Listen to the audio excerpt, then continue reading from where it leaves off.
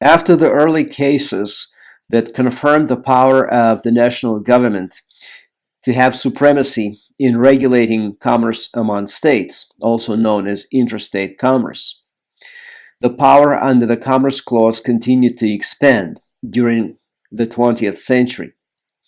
We'll look in this video at a series of cases that have significantly advanced the power of the national government under the Constitution, and we see how it was accomplished through the use of the Commerce Clause in combination with the expansion of implied powers. Now, Wickard versus Filburn is our first case. In this particular case, Roscoe Filburn, a farmer, has exceeded the production of quotas on wheat, which were placed on this particular product during the Second World War. And the reason why production quotas were in place was to maintain a relatively high price of wheat, not allow overproduction, not to allow the prices to collapse. So he overproduced. Having overproduced, he was fined, and he decided not to pay the fine. Instead, he objected to this fine, and so there was a lawsuit. Claude Wickard was the Secretary of State, the Secretary of Agriculture, and he was named in this particular lawsuit.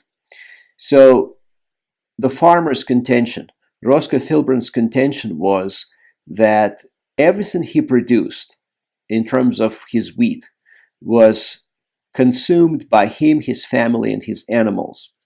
So the excess production could not be regulated because it was not destined for interstate commerce. In fact, it was not destined for any commerce at all. It was consumed locally. And therefore, the federal government had no right to impose any limitations on it or to regulate it in any way. Now, this particular case, the farmer lost.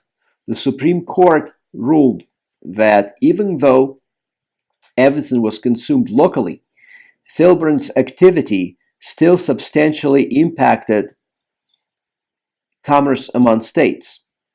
Because if Filburn and people like him had to go out into the marketplace and buy more wheat to satisfy their domestic consumption, that would drive up the price of wheat. So according to Filburn's own admission, he needed everything he consumed.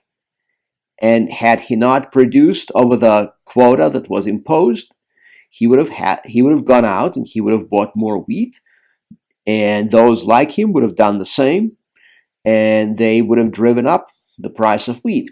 So since Congress can regulate commerce among states, that must include, as an implied power, the ability to regulate prices of a specific commodity that is involved in interstate commerce. So Wickard won, Filburn lost. And we have Gonzales versus Raich, an interesting case. In 1996, the state of California legalized medicinal use of marijuana. And in this particular case, Angel Raich grew medicinal marijuana for herself, for her own consumption. It was doctor prescribed to her. And she was arrested for growing marijuana after the Drug Enforcement Administration agents raided her property.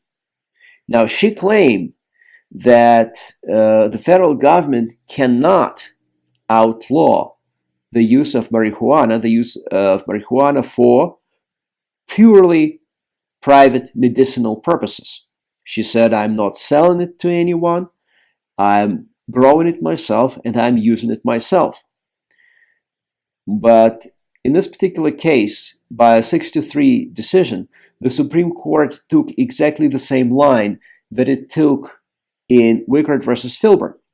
So these are almost like the same case. The products are different. We have weed in 2005 versus wheat in 1942, but the logic is the same. The Supreme Court said that here the federal government was in fact regulating a class of activities known collectively as the interstate market in marijuana. And so Congress's ability to regulate an interstate market in marijuana or any given product must include the power to outlaw this product altogether.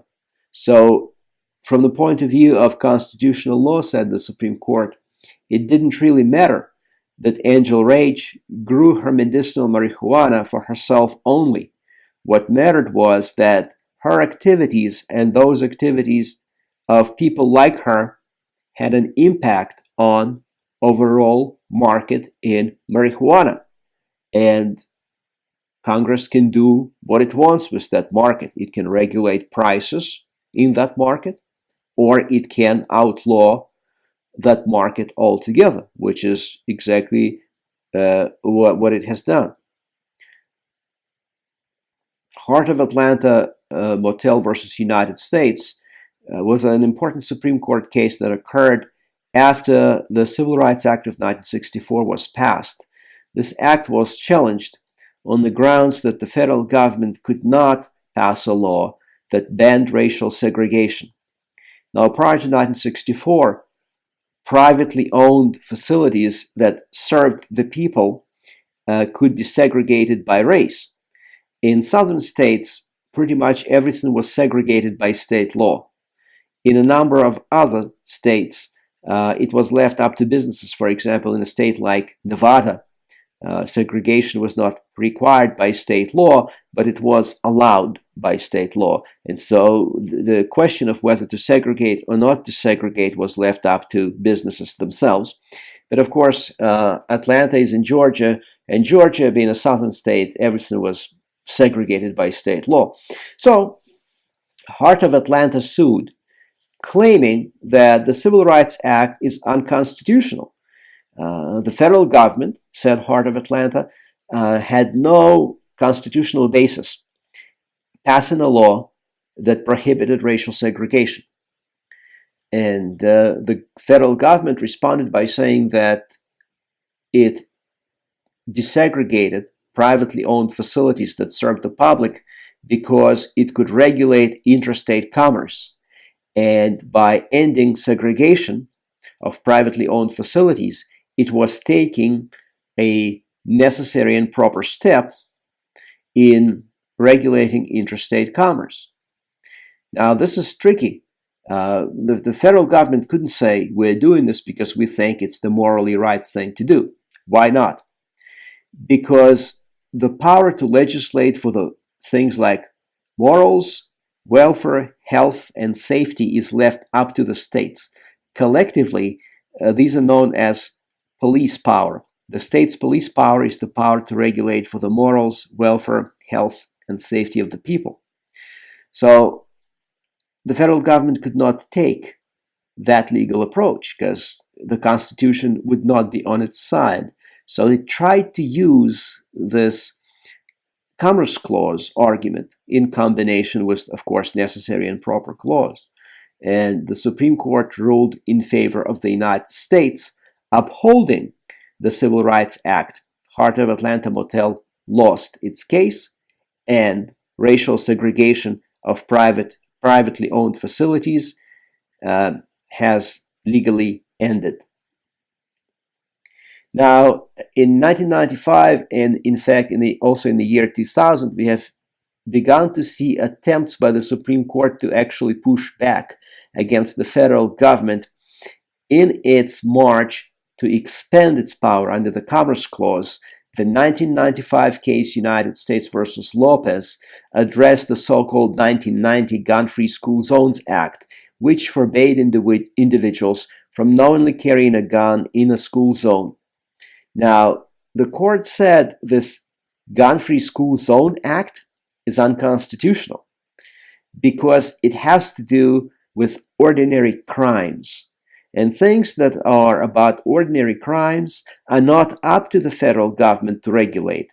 These are things that fall under the state's police power, which is once again the power to regulate for the welfare, safety, health, and morals of the people. Now, the federal government tried to argue that this was really about interstate commerce, that if there is not a uniform nationwide law about guns near public schools, then parents will be reluctant to move with their children from one state to another, for example, when they want to take a new job. And that impacts interstate commerce. And it's interesting that the court's decision was a very close one, it was 5-4. So apparently 4 justices believed that this case could be considered about interstate commerce, but the majority didn't buy it. So the United States lost and Lopez won. United States versus Morrison addressed a provision of the so-called Violence Against Women Act of 1994. And this act imposed civil penalties for rape. In other words, it allowed victims of rape, women who were victims of rape, to sue their assailants in a federal court for money. The Supreme Court said that portion of the Violence Against Women Act is unconstitutional because this is a matter for ordinary administration of justice. This falls under the state's police power. And what was the federal government's argument? The federal government was arguing that this Violence Against Women Act was actually about regulating interstate commerce. The federal government argued that if this act does not exist, if women cannot sue for money, then some women will be reluctant to, you guessed it, move from one state to another state for a job. They will be less willing to travel for work between states because they will feel that some states are less safe than others. But the Supreme Court, once again, the majority refused to see it this way. They just saw it as a ordinary administration of justice. Finally, Federation of Small Businesses versus Federation of Independent Businesses versus Sebelius, a case which was decided in 2012, which upheld so-called Obamacare, formerly known as Patient Protection and Affordable Care Act. So this happened in June of 2012. The main issue in that case was constitutionality of the individual mandate. Obamacare had a provision in it which required individuals to maintain health insurance. That meant that if you don't already have health insurance provided by your employer, or if you do not have health insurance already provided to you by Medicaid because you're so poor, then you had to get medical insurance.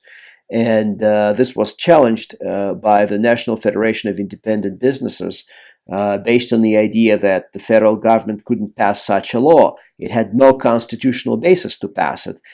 This had to do with welfare, morals, health, and safety, that is to say, with the police powers of states.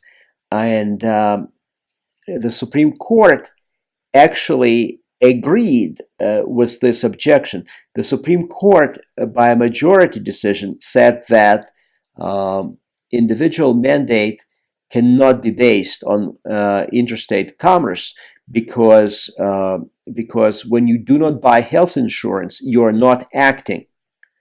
It's not like growing marijuana or growing more wheat than you're supposed to grow.